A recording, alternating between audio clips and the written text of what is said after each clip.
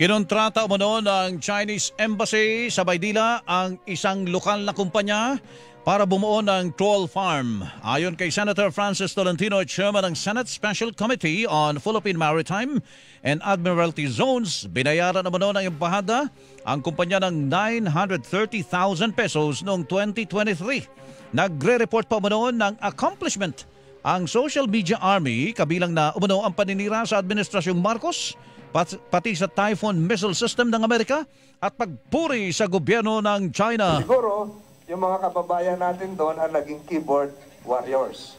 Hanggang ngayon, ongoing pa ho ito. Hindi lang ito doon sa Infinitus. Marami pa ho yan. Marami pa ho yan. Isang folder po yung dala ko. Marami pa ho yan. Hindi lang yan ang akala natin ay yun ang tunay na sentimiento ng mga nagpo-post at nagre-react, ay subalit ito pala nagpapatunay na binayaran. Ang tinig ni Senate Special Committee on Philippine Maritime and Admiralty Zones Chairman at Senate Majority Leader Francis Tolentino.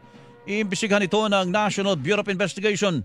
Kinukuha pa ng GMA Integrated News ang panig ng Chinese Embassy at ng lokal na kumpanyang kinontrata umano nito.